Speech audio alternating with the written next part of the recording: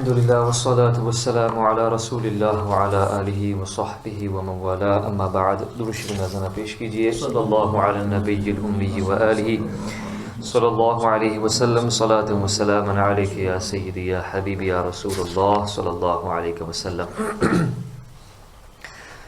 نماز کا ایک اہم رکن فرض قرات کے متعلق ہم نے کچھ اہم مسائل کل سماعت کیے تھے. آج انشاءاللہ مزید اہم مسائل آپ کے سامنے پیش کرتے ہیں. بسم اللہ الرحمن الرحیم. نماز میں آمین بلند آواز سے کہنا مکروہ اور خلاف سنت ہے. حنفی مذہب میں جو امام اعظم ابو حنیفہ رحمۃ اللہ علیہ کے مقلد ہیں تو ہمارے امام کے نزدیک آمین زور سے کہنا یہ مکروہ ہے اور سنت کے خلاف ہے.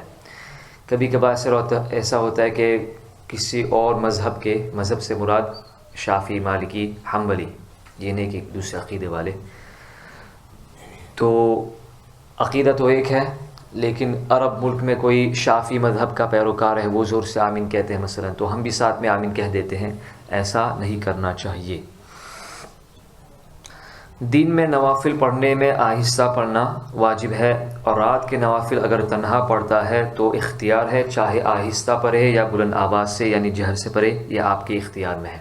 لیکن دن میں اگر آپ نفل پڑھتے ہیں، جیسے کہ اشراق کی نماز پڑھتے ہیں، چاش کی نماز پڑھتے ہیں، صلاۃ التوبہ پڑھتے ہیں، کوئی بھی دن میں نماز پڑھتے ہیں، تو دن میں جب آپ قرات کریں گے تو آپ آہستہ کریں گے. رات میں اگر آپ نفل پڑھیں گے اور اکیلے پڑھ رہے ہیں تو آپ کے لیے اختیار ہے، آپ چاہے زور سے قرات کریں یا چاہے آہستہ پڑھیں.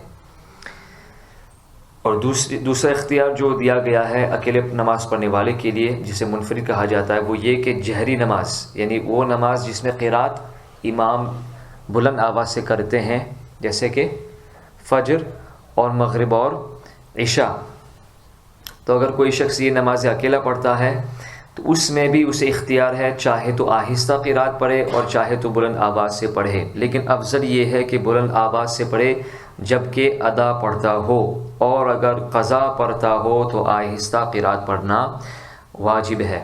یعنی عشاء کی ادا مثلا آپ نے نماز جماعت کے ساتھ نماز ادا نہیں فرمائی، تو آپ اکیلے پڑھ رہے ہیں فرض نماز عشاء کے، تو آپ پہلی 2 رکعت میں زور سے قرات کر سکتے ہیں جبکہ آپ ادا پڑھتے ہوں. اور قضا پڑھتے ہوں تو چونکہ قضا میں یہ ہے کہ آپ ظاہر نہیں کر سکتے ہیں، اس لیے آپ کے اوپر واجب ہے، آپ پر واجب ہے کہ آپ آہستہ قرات کریں. بہتر یہ ہے کہ پہلی رکعت کی قراءت دوسری رکعت کی قراءت سے قدرے زیادہ ہو. یہی حکم جمعہ عیدین کی نماز میں بھی، یعنی پہلی رکعت میں تھوڑی سی لمبی سورت پڑھے، دوسری رکعت میں اس سے چھوٹی سورت پڑھے، یہ بہتر ہے. اور یہ فرض میں ہے. سنت و نوافل میں بہتر یہ ہے کہ دونوں رکعتوں کی قرات برابر ہو، ایکول ہو.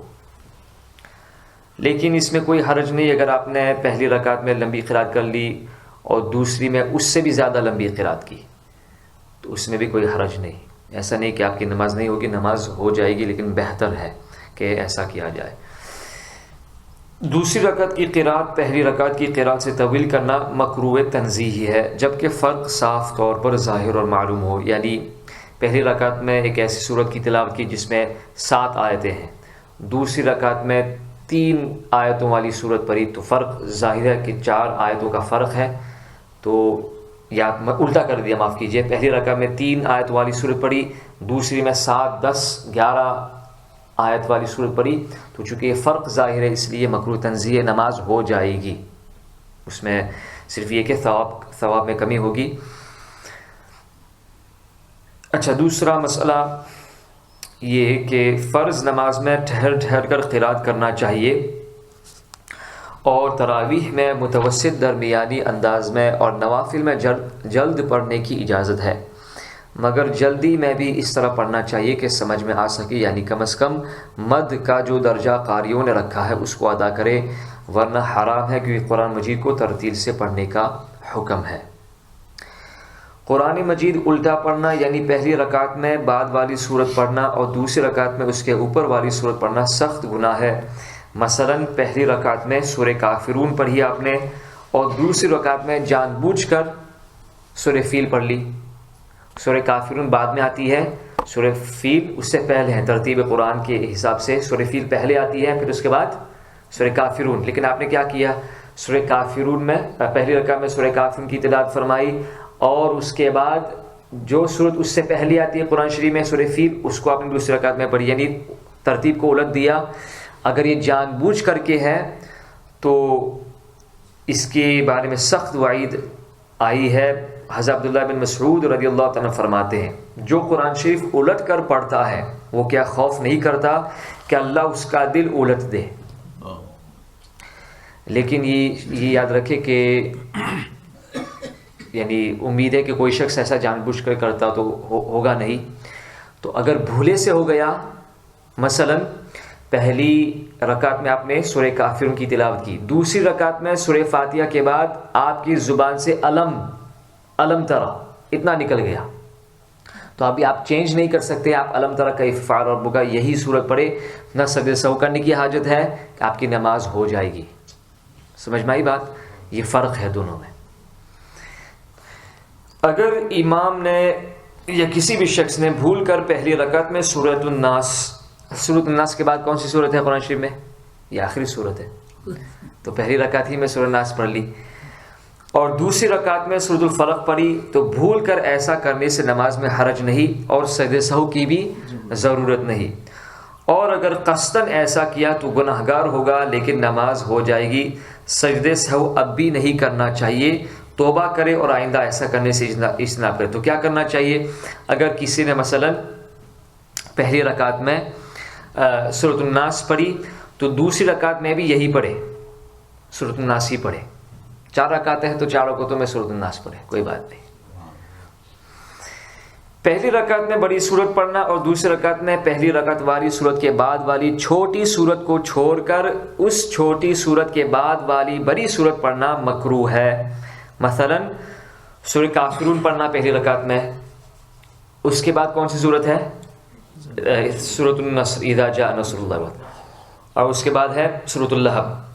تو چونکہ یہ سورہ نصر اذا جاء نصر یہ بیچ میں آتی ہے، سورہ کافرون ہے، اس کے بعد سورہ نصر ہے، اس کے بعد سورۃ اللہب ہے. سورۃ النصر جو ہے پہلی والی سورت یعنی سورہ کافرون سے چھوٹی ہے، اس کو چھوڑ کر کے دوسری سورت کو پڑھنا یہ مکروہ ہے. ہاں اگر بیچ میں جو سورت آتی ہے جس کو آپ چھوڑتے ہیں وہ پہلی سے لمبی ہو تو یہ بیچ والی سورت کو چھوڑنا مکروہ نہیں ہوگا. سمجھ میں آئی بات؟ اچھا I'll just repeat it again. سورۃ النصر میں کتنی آیت ہے؟ تقریباً 4 یا 5 ہے. سورہ کافرون میں تقریباً 7 یا 8 آیتیں ہوں گی. تو دیکھو سورۃ النصر میں کم آیتیں ہیں تو یہ چھوٹی سورت ہے. اس سے پہلے کون سی سورت ہے؟ سورہ کافرون. اس کے بعد کیا آتی ہے قرآن شریف میں؟ سورۃ النصر. اس کے بعد سورۃ اللہب. تو آپ نے کیا کیا؟ پہلی رکعت میں سورہ کافرون کی تلاوت کی اور سورہ کافرون کے بعد جو سورہ کافرون سے چھوٹی سورت ہے اس کو مس کر کے آپ ڈائریکٹ تیسری سورت پہ چلے گئے. تو یہ چھوٹی سورت کا مس کرنا یہ مکروہ ہے. ٹھیک ہے؟ اور یہ بیچ والی جو سورت آپ مس کر رہے ہیں یہ لمبی ہے، یعنی پہلی میں جو آپ نے پہلی رکعت میں تلاوت فرمائی سورت کی اس میں 7 آیتیں تھی، جو اس کے بعد سورت آتی ہے اس میں 11 آیتیں ہیں. اس کو چھوڑ کر آپ پھر بعد والی سورت پڑھتے ہیں، اس میں کوئی حرج نہیں، مکروہ نہیں. نوافل کی دونوں رکعتوں میں اللہم صلی علی سیدنا محمد معدن الجود والکرم والہ وصحبہ وبارک وسلم. نوافل کی دونوں رکعتوں میں ایک ہی سورت کو مکرر یعنی بار بار پڑھنا، یہ ایک رکعت میں اسی سورت کو بار بار پڑھنا بلا کراہت جائز ہے، یعنی کوئی کراہت نہیں. جیسے کہ ہم مثلا عموماً نوافل میں کیا پڑھتے ہیں؟ 3 مرتبہ سورہ اخلاص، ہر رکعت میں 3 مرتبہ سورہ اخلاص پڑھتے ہیں. اس میں کوئی مذائقہ نہیں، بلکہ ہر رکعت میں آپ یہی سورت پڑھیں. 4 نوافل 4 رکعت نوافل ساتھ میں پڑھتے ہیں تو چاروں رکعتوں میں آپ یہی سورت پڑھیں، کوئی کراہت نہیں. قراءت میں آیت سجدہ پڑھے تو چاہے تراویح کی نماز ہو، چاہے فرض ہو یا اور کوئی نماز ہو، اکیلا پڑھتا ہو یا جماعت سے پڑھتا ہو، اگر نماز میں آیت سجدہ پڑھے تو فوراً سجدہ کرے. 3 آیت پڑھنے کی مقدار کے وقت سے زیادہ دیر لگانا گناہ ہے. آیت سجدہ کتنی ہے؟ یعنی وہ آیتیں جن کو پڑھنے کے بعد یا جن کے ترجمے کو پڑھنے کے بعد حتیٰ کہ جو لفظ سجدہ ہے یا اس کے جو ہم معنی ہے اس کو پڑھنا، پوری آیت نہیں پڑھی، صرف وہی لفظ سجدہ کرو، اس کے ہم معنی کا کوئی لفظ پڑھا قرآن شریف کی آیت میں سے، تو اس سے سجدہ تلاوت لازم آ جائے گا فوراً بالفور۔ اگر مثلاً آپ قرآن شریف پڑھ رہے ہیں، قرآن شریف پڑھتے وقت یہ آیت سجدہ آئی تو آپ کو فوراً سجدہ تلاوت کر لینا چاہیے۔ اگر مثلاً کسی وجہ سے نہیں کر پاتے ہیں تو اس وقت آپ کو یہ آیت پڑھ لینی چاہیے، سمعنا واطعنا غفرانک ربنا والیک المصیر، یا اللہ ہم نے سنا اور ہم نے اطاعت کی، ہم تجھ سے مغفرت چاہتے ہیں، تیری ہی طرف پلٹنا ہے۔ یہ آیت پڑھ لیں، انشاءاللہ وہ تاخیر کا گناہ نہیں ہوگا۔ لیکن نماز میں اگر تلاوت ہو، یہ آیت سجدہ کی تلاوت کریں تو آپ کے اوپر جو ہے سجدہ فوراً کرنا لازم ہے۔ 3 آیت کی مقدار دیر کرنا یہ گناہ ہے۔ انشاءاللہ مزید مسائل کل بیان کیے جائیں گے۔ اللہ تعالی ہم سب کو مسائل شرعیہ سیکھنے، اس پر عمل کرنے کی توفیق رفیق عطا فرمائے۔ اللہ